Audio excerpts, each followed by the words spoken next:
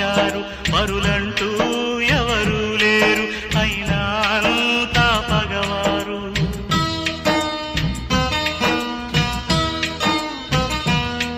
ఇకనైనా ఈ మంటలారునా ఇకనైనా ఈ జంట చెంత చేరునా పసివాడు ఏమిటో ఆపైవాడు తను చేసిన బొమ్మలతో తలపడతాడు వేధించే పంతాలు